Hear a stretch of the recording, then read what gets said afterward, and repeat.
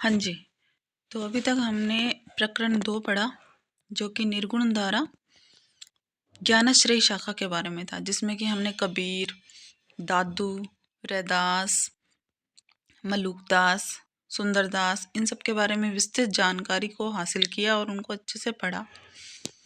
अब हम बात करेंगे निर्गुण धारा प्रेम मार्गी सूफी शाखा, जिसका समय है संवत 1375 से 1700 तक का। तो हम शुरुआत करते हैं। जैसे कि पहले कहा जा चुका है कि इस काल में निर्गुणोपासक भक्तों की दूसरी शाखा उन सूफी कवियों की है जिन्होंने प्रेम गाथाओं के रूप में उस प्रेम तत्व का वर्णन किया जो ईश्वर का मिलाने वाला है और जिसका आभास लौकिक प्रेम के रूप में मिलता है। इस संप्रदाय के साधु कवियों का अब वर्णन किया जाता है। कुतुबन ये चिश्ती वंश के शेख बुरहान के शिष्य थे। कि किसके शिष्य थे? कुतुबन के बारे में हमें जानकारी मिलेगी कि चिश्ती वंश और शेख बुरहान के शिष्य थे और जौनपुर के बादशाह हुसैन शाह के आश्रित थे। इनके गुरु का नाम था शेख बुरहान और इनके जिस राजा के आश्रित में थे तो उस बादशाह का नाम था बादशाह हुसैन शाह। जौनपुर में रहते थे ये। कुतुबन इनका नाम था और जिस वंश से थे ये चिश्ती वंश से। अतः इनका समय विक्रमी के 16वीं शताब्दी का मध्य भाग मतलब संवत 1550 लगभग पहुंचता है। इन्होंने मृगावती नाम की एक कहानी चौपाई दोहे के क्रम से संवत 909 हिजरी सन 909 हिजरी अगर संवत देखें तो 1558 में लिखी, जिसमें कि चंद्रनगर के राजा गणपति देव के राजकुमार और कंचनपुर के राजा, अब देखिए चंदनपुर के राजा है गणपति देव और राजकुमार, चंदनपुर के राजा गणपति देव का राजकुमार और कंचनपुर के राजा रूप मुरारी की कन्या है मृगावती।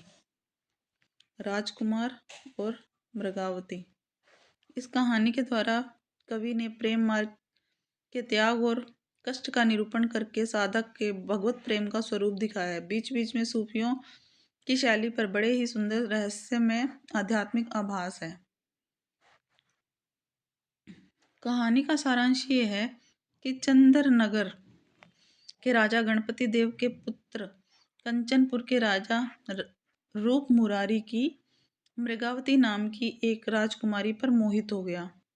अब जो गणपति देव का पुत्र था वो रूप मुरारी नाम के राजा की पुत्री जिसका नाम मृगावती था उस पर मोहित हो गया। यह राजकुमारी उड़ने की विद्या जानती थी।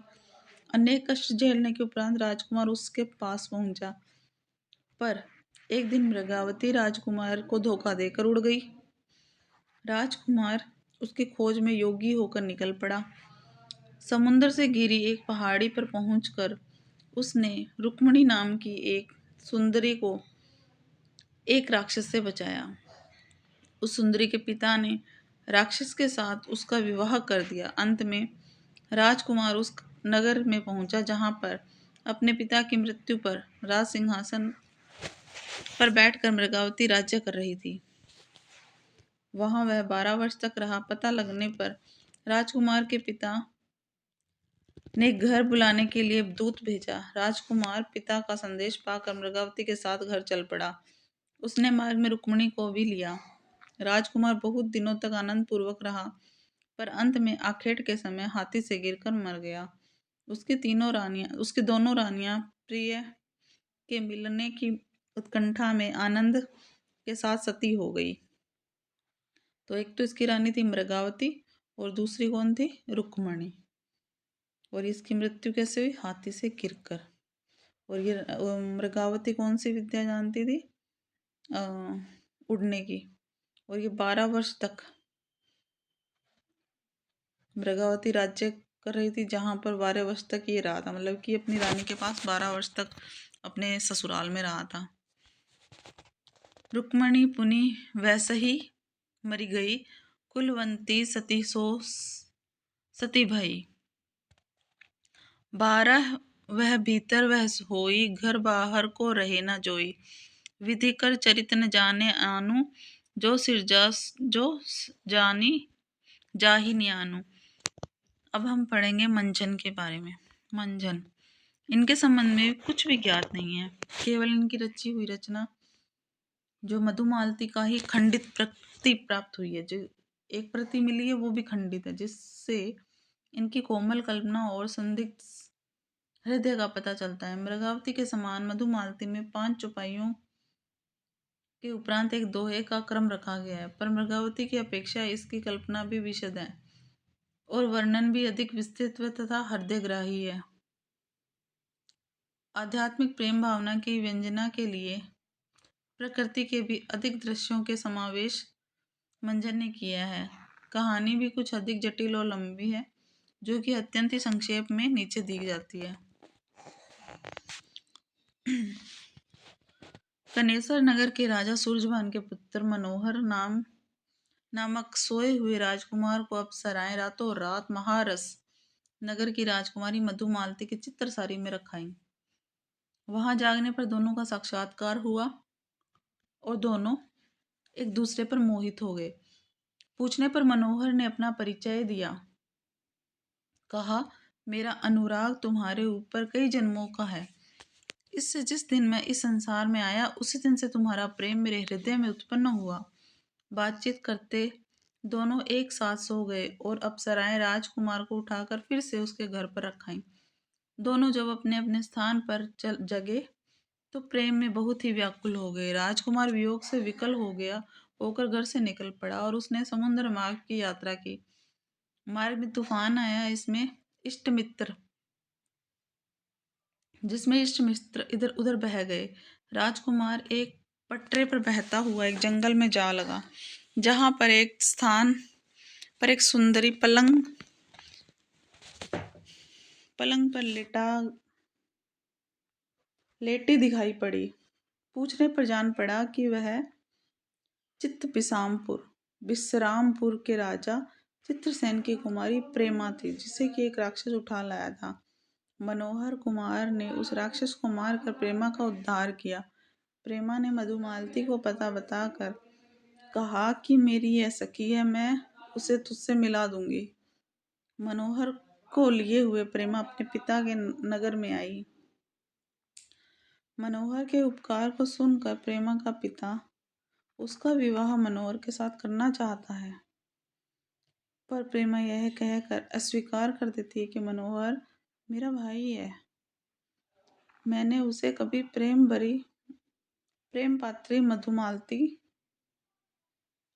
उसकी प्रेम पात्री मधुमालती से मिलाने का वचन दिया है। अब जो ये प्रेमा है ना, ये उस मधुमालती की सखी है या कोई सहेली है, जो कि उसको एक वादा करके आई है उससे मिलाने के लिए मनोहर के साथ में। जो उसको स्वप्न में आई थी ना रानी, उसकी सहेली है ये प्रेमा, और ये मनोहर को मिलाने के लिए अब लेके जाएगी मधुमालती के पास। दूसरे दिन मधुमालती अपनी माता रूप मंजरी के साथ प्रेमा के घर आई। प्रेमा ने उसके साथ मनोहर कुमार का मिलाप करा दिया। सवेरे रूप मंजरी ने चित्रसारी में जाकर मधुमालती को मनोहर के साथ पाया। जगने पर मनोहर ने तो अपने को दूसरे स्थान पर पाया और रूप मंजरी अपनी कन्या को भला बुरा कहकर मनोहर को प्रेम छोड़ने को कहने लगी। जब उसने नहीं माना तो माता ने श्राप दे दिया कि तू पक्षी हो जा, और जब वह पक्षी होकर उड़ गई तो माता बहुत ही पछताने लगी और विलाप करने लगी, पर मधुमालती का अब कहीं पता नहीं लगा। मधुमालती उड़ती उड़ती दूर निकल गई। कुंवर ताराचंद नाम का एक राजकुमार ने उस पक्षी की सुंदरता देखकर उसे पकड़ना चाहा। मधुमालती को ताराचंद का रूप मनोहर से कुछ मिलता जुलता दिखाई दिया, इससे वह कुछ रुक गई और पकड़ ली गई। ताराचंद ने उसे सोने के पिंजरे में रखा। एक दिन पक्षी मधुमालती ने प्रेम की सारी कहानी ताराचंद को सुना दी, जिसे सुनकर उसने प्रतिज्ञा की कि मैं तुझे तेरे प्रियतम मनोहर से अवश्य मिलाऊंगा। अंत में वह उस पंजरे को लेकर महारस नगर पहुंचा। मधुमालती की माता अपनी पुत्री को पाकर प्रसन्न हुई और उसने मंत्र पढ़कर उस पर जल छिड़का तो वह फिर से मनुष्य हो गई। मधुमालती के माता पिता ताराचंद के साथ मधुमालती का ब्याह करने का विचार प्रकट किया, पर ताराचंद ने कहा, मधुमालती मेरी बहन है और मैंने प्रतिज्ञा की है कि मैं जैसे होगा वैसे ही मनोहर से मिलाऊंगा। मधुमालती की माता सारा हाल लिखकर प्रेमा के पास भेजती है। मधुमालती भी उसे अपने चित्त की दशा लिखती है। वह दोनों पत्रों को लिए हुए दुख कर रही थी कि इतने में उसकी एक सखी आकर संवाद देती है कि राजकुमार मनोहर योगी के वेश में आ पहुंचा है। मधुमालती का पिता अपनी रानी सहित दल बल के साथ राजा चित्रसेन के नगर में जाता है। वहां मधुमालती और मनोहर का विवाह हो जाता है और मनोहर, मधुमालती और ताराचंद तीनों बहुत दिनों तक प्रेमा के यहाँ अतिथि रहते हैं। एक दिन आखेट से लौटने पर ताराचंद प्रेमा और मधुमालती को एक साथ झूला झूलते देखकर प्रेमा पर मोहित होकर मूर्छित हो जाता है। ये दोनों सखियां अपनी झूला झूल रही थी और उसका मन जो है ताराचंद का प्रेमा पर आ जाता है और मधुमालती और उसकी सखियां उपचार में लग जाती हैं। इससे आगे की प्रति जो है वो खंडित है, पर कथा के झुकाव से अनुमान होता है कि प्रेमा और ताराचंद का भी विवाह हो गया होगा। कवि ने नायक और नायिका के अतिरिक्त उपनायक उपनायिका की सी योजना करके कथा को तो विस्तृत किया ही है, साथ ही प्रेमा और ताराचंद के चरित्र के द्वारा सच्ची सहानुभूति, अपूर्व संयम और निस्वार्थ भाव का चित्र भी दिखाया है। जन्म जन्मांतर और योग युगांतर के बीच प्रेम की अखंडता दिखाकर मंजन ने प्रेमत्व की व्यापकता और नित्यता का आभास दिखाया है। सूफियों के अनुसार जब सारा जगत एक ऐसे रहस्यमय प्रेम सूत्र में बंधा है जिसका अवलंबन करके जीव उस प्रेम पूर्ति तक पहुंचने में मार्ग पा सकता है, सूफी सब रूपों से उसमें छिपी ज्योति देखकर मुग्ध होते हैं। जैसे कि मंजन कहते हैं, देखत ही पहचाने तो ही यही रूप जही छंद्रयो मोही, यही रूप बुध अहे चपाना, यही रूप सब सृष्टि समाना, यही रूप शक्ति ओ सियु, यही रूप त्रिभुवन कर जीव, यही रूप प्रगटे बहु भेसा, यही रूप चक्रंक नरेसा। ईश्वर का विरह सूफियों के साथ यहाँ भक्त की प्रधान संपत्ति है, जिसके बिना साधना के मार्ग में कोई प्रवृत्त नहीं हो सकता, किसी की आंख नहीं खुल सकती। विरह अवधि अगाध अपारा, कोटि माहि इक परे इक तपारा, विरह की जगत अभिरंथा जाहि, विरह रूप यह सृष्टि सबाई, नैन विरह अंजन जिन सारा, विरह रूप दर्पण संसारा, कोटि माहि बिरला जग कोई, जाहि शरीर विरह दुख होई, रतन की सागर सागर ही, गज मोती गज कोई, चंदन की बन बन उपजे, विरह के तन तन होई। जिसके हृदय में वह विरह होता है उसके लिए संसार स्वच्छ दर्पण होता है। इसमें परमात्मा के आभास अनेक रूप में पड़ते हैं। तब वह देखता है कि सृष्टि के सारे रूप, सारे व्यापार उसी का विरह प्रकट कर रहे हैं। ये भाव प्रेम मार्गी संप्रदाय के सब कवियों में पाए जाते हैं। मंजन की रचना यद्यपि ठीक ठीक संवत नहीं ज्ञात हो सका, पर यानी संदेह है कि रचना विक्रम संवत 1550 से 1595 के बीच में बहुत ही संभव है कि मृगावती से कुछ पीछे की हुई। इस शैली में सबसे प्रसिद्ध और लोकप्रिय गद्य ग्रंथ पद्मावत में जायसी ने अपने पूर्व के बने हुए इस प्रकार के काव्यों को संक्षेप में उल्लेख किया है। विक्रम दशा प्रेम के 12, सपनावती कहूँ गयूं पतारा, मधु पाछ मुग्धावती लागी, गगनपुर होइया बैरागी, राजकुंवर कंचनपुर गयऊ, मृगावती कह जोगी भयऊ, साधु कुंवर खंडावत जोगू, मधुमालती कर किनाऊ वियोगू, प्रेमावती कह सुबरन साधा, उषा लागी अनिरुद्ध पर बाधा। इन पद्यों में जायसी के पहले के 4 काव्यों का उल्लेख है। और मुग्धावती, मृगावती,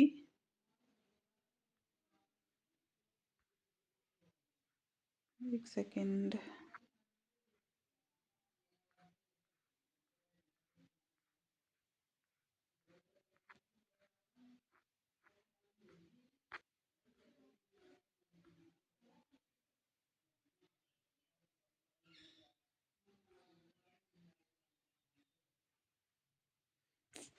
इन पद्यों में जायसी के पहले के 4 काव्यों का उल्लेख है। मुग्धावती, मृगावती, मधुमालती और प्रेमावती।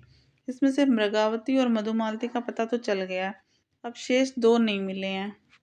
जिस क्रम में ये नाम आए हैं, यदि रचना काल के क्रम के अनुसार माना जाए तो मधुमालती की रचना कुतुबन की मृगावती के पीछे ठहरती है। जैसे कि इनके नाम है ना, मुग्धावती, मृगावती, मधुमालती, प्रेमावती, वैसे ही इनका भी तो है ना ये वाला मृगावती कुतुबन का।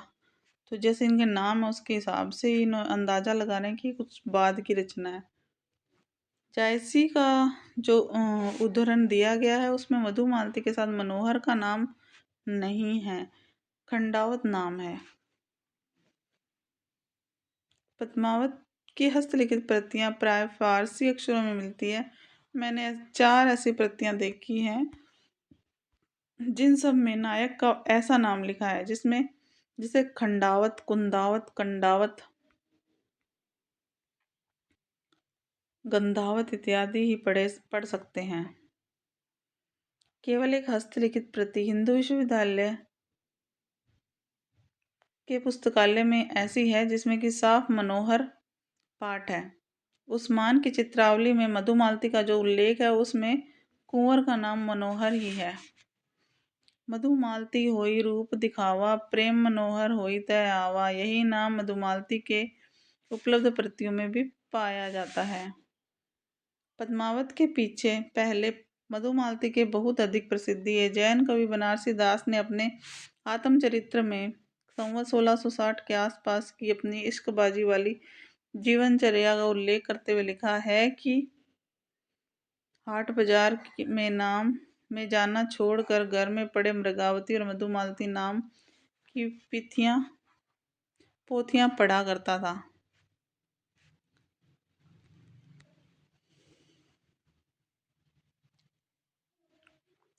देखो, जैन कवि है बनारसी दास, इन्होंने भी अपने आत्मचरित्र के अंदर ये बात लिखी है कि संवत 1660 के आसपास इश्कबाजी वाली जीवनचर्या का उल्लेख करते हुए लिखा है कि मैं मतलब उस टाइम ये जवान होंगे और जवानी में लोग इश्क तो मचाते करते ही हैं किसी के साथ।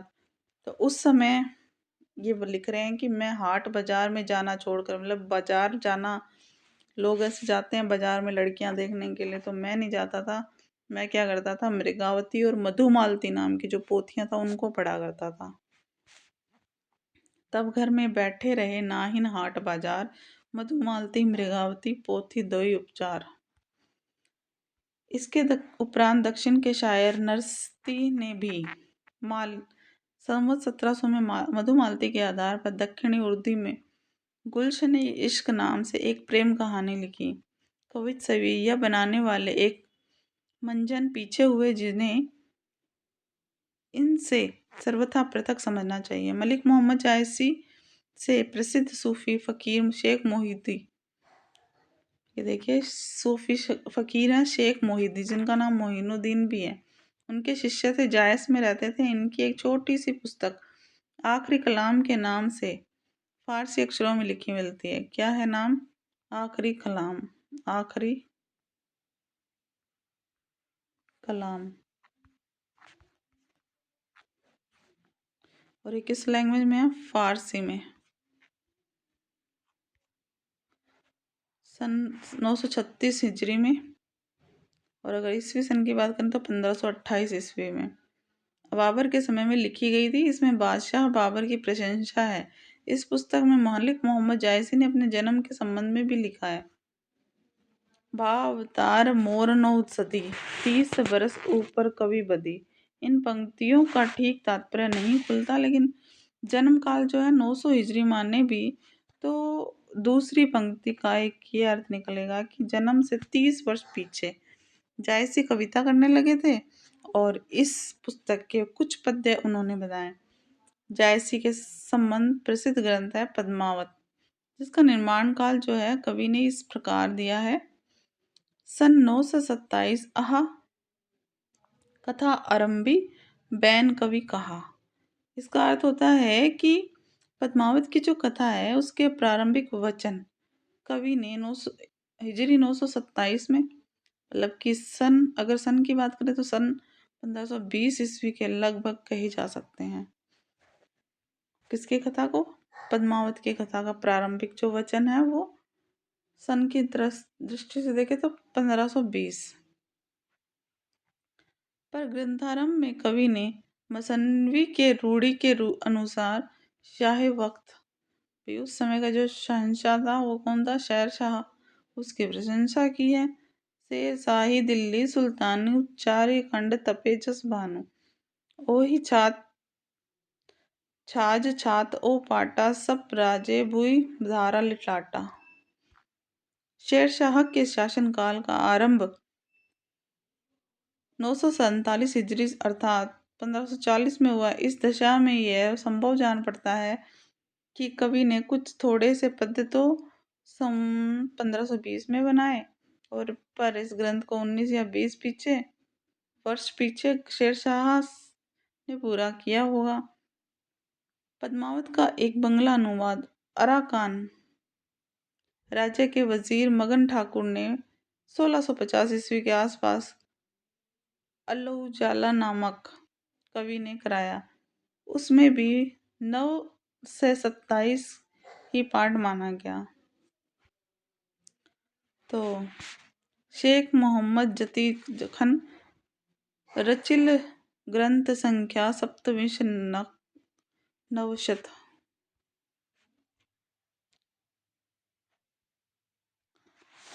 पद्मावत की हस्तलिखित प्रतियां अधिकतर फारसी अक्षरों में मिली हैं, जिसमें कि 27 और 47 प्राय एक ही तरह लिखे जाएंगे, जिसमें कुछ लोगों का यह अनुमान है कि 47 का लोगों ने भूल में 27 लिख पढ़ लिया है। जायसी अपने समय के सिद्ध फकीरों में गिने जाते थे। अमेठी के राजघराने, ये इम्पोर्टेंट है, में इनका बहुत मान था। जीवन के अंतिम दिनों में जायसी अमेठी से 2 मील दूर एक जंगल में रहा करते थे। वहीं इनकी मृत्यु काजी नसरुद्दीन हुसैन जायसी ने, इनका पूरा नाम था नसरुद्दीन हुसैन जायसी, पूरा नाम है क्या, जिन्हें अवध के नवाब शुजाउद्दौला से सनद मिली थी। अपनी याददाश्त में जायसी का मृत्यु काल 4 रजब 949 ईस्वी लिखा है। यह काल कहाँ तक ठीक है नहीं कहा जा सकता। ये काने थे, देखने में कुरूप थे। कहते हैं कि शेर शाह इनका रूप देखकर हंस पड़े थे। शेर शाह ने जैसे इनको देखा तो इनको हंसी आ गई थी शेर शाह को, क्योंकि एक तो काने थे, आंख से दिखता नहीं था, ठीक है, एक उनका रंग साफ नहीं था, सुंदर भी नहीं थे, तो कुरूप से थे। तो इस पर ये जायसी बोले कि मोही का हंसेसी की को रही। इनके समय में इनके शिष्य फकीर इनके बनाए भावपूर्ण दोहे चौपाइयाँ गाते फिरते। इन्होंने 3 पुस्तकें लिखी, तो एक पुस्तक पद्मावत, दूसरी अखरावट और तीसरी आखिरी कलाम।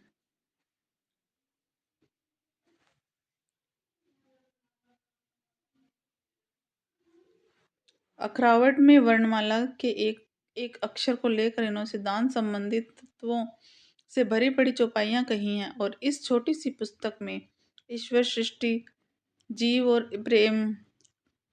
जीव ईश्वर प्रेम आदि विषयों पर विचार प्रकट किए हैं। आखिरी कलाम में कयामत का वर्णन है। जायसी की अक्षय कीर्ति का आधार है पद्मावत, जिसके पढ़ने का यह प्रकट हो जाता है कि जायसी का हृदय कैसा कोमल और प्रेम की पीर से भरा हुआ था। क्या लोक पक्ष में, क्या अध्यात्म पक्ष में, दोनों ओर उसकी गूढ़ता, गंभीरता और सरसता विलक्षण दिखाई देती है। कबीर ने अपने झाड़ फटकार में द्वारा हिंदुओं और मुसलमानों के कट्टरपन को दूर करने का प्रयास किया, पर अधिकतर चिढ़ाने वाला सिद्ध हुआ, हृदय को स्पर्श करने वाला नहीं। मनुष्य मनुष्य के बीच जो रागात्म संबंध है वह उसके द्वारा व्यक्त न हुआ। अपने नित्य के जीवन में जिस हृदय साम्य का अनुभव मनुष्य कभी कभी किया करता है, उसकी अभिव्यंजना उससे न हुई। कुतुबन जायसी और आदि इन प्रेम कहानी के कवियों ने प्रेम का शुद्ध मार्ग दिखाते हुए उन सामान्य जीवन दशाओं को सामने रखा जिसका मनुष्य मात्र के हृदय पर एक प्रभाव सा दिखाई पड़ता है। हिंदू हृदय, मुसलमान हृदय आमने सामने अपने अजनबीपन मिटाने वालों ने में इन्हीं का नाम लेना पड़ता है। इन्होंने मुसलमान होकर हिंदुओं और की कहानियाँ हिंदुओं की ही बोली में पूरी सहृदयता से कहकर उनके जीवन में किस मर्मस्पर्शी अवस्थाओं के साथ अपने उदार हृदय का पूर्ण सामंजस्य दिखा दिया।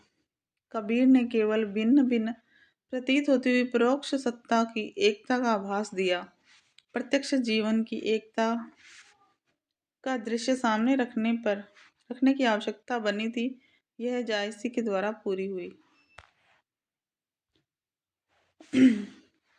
पद्मावत में प्रेम गाथा की परंपरा पूर्ण प्रौढ़ता को प्राप्त मिलती है। यह उस परंपरा से सबसे अधिक प्रसिद्ध ग्रंथ है। इसकी कहानी में भी विशेषता है। इसमें इतिहास और कल्पना का वियोग है। चित्तौड़ की महारानी पद्मिनी या पद्मावती का इतिहास हिंदू हृदय के मर्म को स्पर्श करने वाला है। जायसी ने यद्यपि इसका इतिहास प्रसिद्ध नायक और नायिका ली है, पर उन्होंने अपनी कहानी का वही रूप रखा है जो कल्पना के उत्कर्ष द्वारा साधारण जनता के हृदय में प्रतिष्ठित था। इस रूप में इस कहानी का पूर्वार्ध तो बिल्कुल कल्पित है और उत्तरार्ध ऐतिहासिक आधार पर है। पद्मावती की कथा संक्षेप में कुछ इस प्रकार है। सिंहल द्वीप के राजा गोवर्धन सेन, गंधर्व सेन की कन्या पद्मावती रूप, गुण और में जगत में अद्वितीय थी। उसके योग्य वर कहीं नहीं मिलता था। उसके हीरामन नाम का एक सुआ था। सुआ मतलब कि तोता, ये सुआ लिखा हुआ है। सुआ मतलब कि तोता, जिसका वर्ण सोने के समान था, पर जो पूरा वाचाल और पंडित था। एक दिन पद्मावती से उसके वर न मिलने के विषय में कुछ कह रहा था कि राजा ने सुन लिया। बहुत गुस्सा आया। सुआ राजा के डर से उड़ गया। पद्मावती ने सुनकर बहुत विलाप किया। सुआ वन में उड़ता उड़ता एक बहेलिया के हाथ में पकड़ा गया, जिसने कि बाजार में लाकर उस चित्तौड़ के एक ब्राह्मण को हाथ में बेच दिया। उस ब्राह्मण को 1 लाख रुपए देकर चित्तौड़ के राजा रतन सेन ने उसे ले लिया। धीरे धीरे रतन सेन उसे बहुत चाहने लगा। एक दिन राजा शिकार को गया तो उसकी रानी नागमती ने जिसे अपने रूप पर बड़ा ही गर्व था, आकर सुए से पूछा कि संसार में मेरे समान सुंदरी कहीं नहीं है।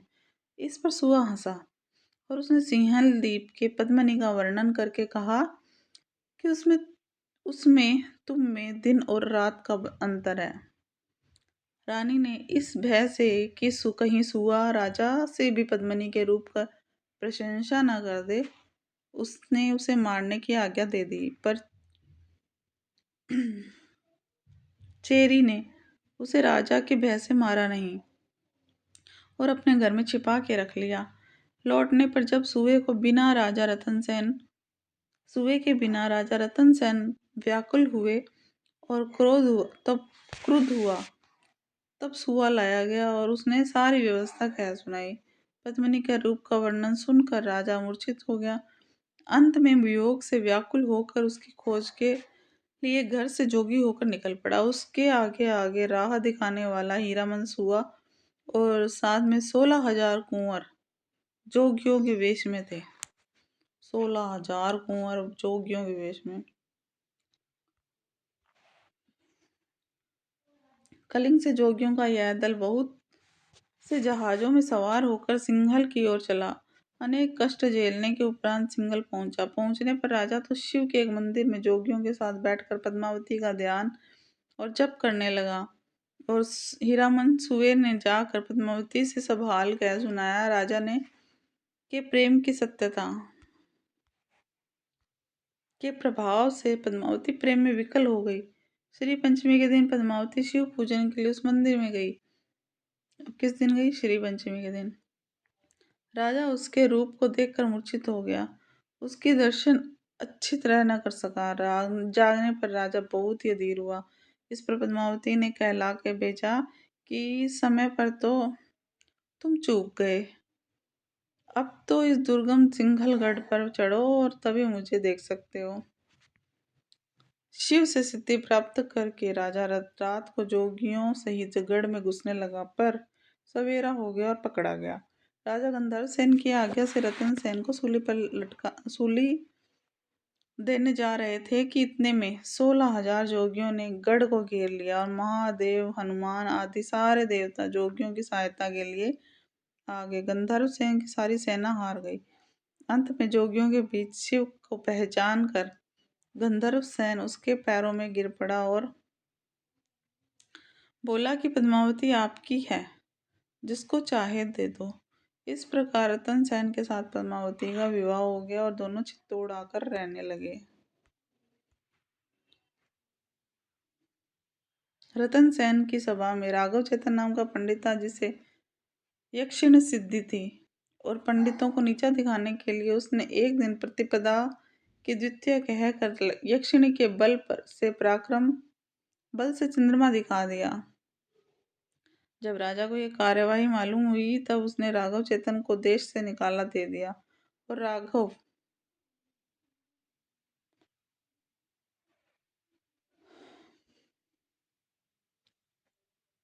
से बदला लेने के और भी भारी पुरस्कार की आशा से दिल्ली के बादशाह अलाउद्दीन के दरबार में पहुंचा। अभी अलाउद्दीन खिलजी के दरबार में पहुंच गया। उसने दान में हुए पद्मावती के कंगन को दिखाकर उसके रूप की प्रशंसा के ऊपर बताया, संसार से भी ऊपर बताया। अलाउद्दीन ने पद्मिनी को बेच कर देने के लिए राजा रतन सेन के पास भेजा, जिससे कि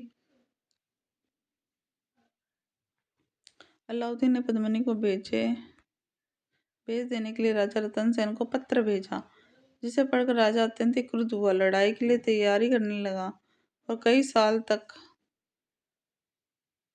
अलाउद्दीन खिलजी चित्तौड़गढ़ के घेरे पर रहा, उसे तोड़ नहीं सका। अंत में छल पूर्वक संधि का प्रस्ताव भेजा और राजा ने एक झलक सामने रखे हुए दर्पण में राजा ने उसे स्वीकार करके बादशाह की दावत को स्वीकार किया। और राजा के साथ शतरंज खेलते समय अलाउद्दीन ने पद्मिनी को रूप की एक झलक सामने रखे हुए दर्पण में देख सकी, जिसे देखते हुए मूर्छित होकर गिर पड़ा। प्रस्थान के लिए जब राजा बादशाह को उस बाहरी फाटक तक पहुंचाने के लिए गया तो अलाउद्दीन के छिपे हुए सैनिक द्वारा पकड़ा गया और दिल्ली पहुंच गया। पद्मिनी को जब यह समाचार मिला तो बहुत ही दुखी हुई और व्याकुल हुई। उसने तुरंत एक वीर शतरानी के समान अपने पति के उद्धार का उपाय सोचने लगे। गोरा बादल नाम के 2 शिक्षक 700 पालकियों में सशस्त्र सैनिक छिपाकर दिल्ली पहुंचे और बादशाह के पास ये संवाद भेजा कि पद्मिनी अपने पति से थोड़ी देर मिलकर तब आपके हरम में आएगी। आज्ञा मिलने के बाद एक ढकी पालकी राजा की कोठरी के पास रख दी गई और उसमें से एक लोहार ने निकलकर राजा की बेड़ियां काट दी। रतन सेन पहले से ही तैयार एक घोड़े पर सवार होकर निकल गई और शाही सेना पीछे आते देखकर वृद्ध गोरा को कुछ सिपाहियों के साथ उस सेना को रोकता रहा और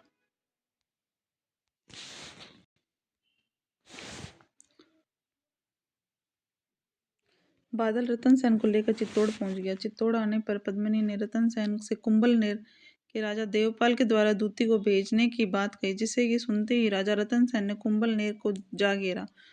लड़ाई में देवपाल और रतन सेन दोनों मारे गए। रतन सेन का शव चित्तौड़ लाया गया और उनकी दोनों रानियां नागमती और पद्मावती हंसते हंसते पति के शव पर चिता में बैठ गई। पीछे जब सेना अलाउद्दीन खिलजी चित्तौड़गढ़ पहुंचा तो राख के ढेर के सिवाय कुछ हाथ में नहीं मिला। जैसा कि कहा जा चुका है, प्रेम गाथा की परंपरा में पद्मावत सबसे प्रौढ़ और सरस है, तो प्रेम मार्गी सूफी कवियों की इन कथाओं में इस कथा में यह विशेषता है कि इसमें ब्योरों से भी साधना के मार्ग और उनकी कठिनाइयों और सिद्धि के स्वरूप आदि की जगह जगह व्यंजना होती है, जिसमें कि कवि ने स्वयं ग्रंथ की समाप्ति करके कहा है, तन चित उर्मन राजा कीना, हिय सिंगल बुद्धि पद्मनि चीना, गुरु सुआ जई पंथ दिखावा। अब देखो, सुआ को जो तोता था उसको गुरु माना गया।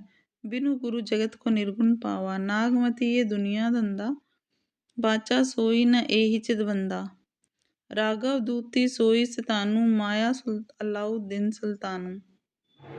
यद्यपि पद्मावत की रचना जो है संस्कृत प्रबंध काव्यों के सर्गबद्ध पद्धति पर नहीं है, पर फिर भी फारसी की मसलमी शैली पर आधारित है और श्रृंगार वीर आदि से के वर्णनों पर चली आती है। यह भारतीय परंपरा के अनुसार यह और इसका पूर्वार्ध तो एकांत प्रेम मार्ग का बात देता है, उत्तरार्ध के लोक पक्ष का भी वर्णन है।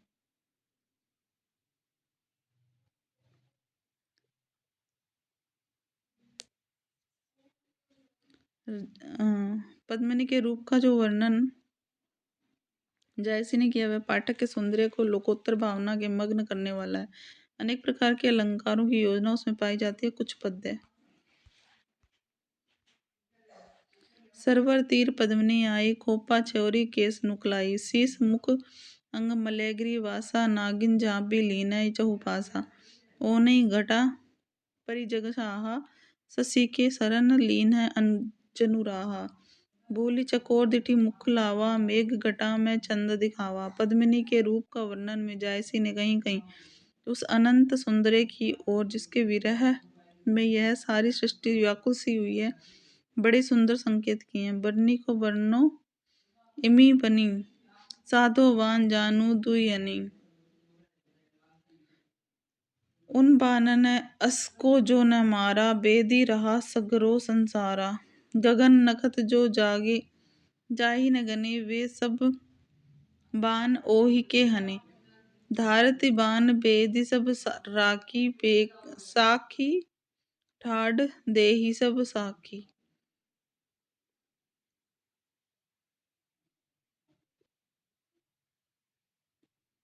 रोम रोम मानस तन ठाडे, सूत है सूत बेधा अस गाडे, बरनी बान अस ओप है बेधो, रन बन ठांग सोजही तन सब रोआ, पक्षी ही तन सब पांक। इस प्रकार योगी रतन सेन के कठिन मार्ग का वर्णन साधक के मार्ग के विघ्नों की व्यंजना है। ओ ही मिलान जो पहुँचे कोई, तब हम कह पुरुष भल सोई, है आगे पर्वत के बाटा, विषम पहाड़ अगम सुटी घाटा, बीच बीच नदी खो ओ नारा, ठावई ठाव बैठ बपारा। ये हम आज यहीं तक पढ़ेंगे, कल उस्मान के बारे में हम पढ़ेंगे। ठीक है, थैंक यू, बाय।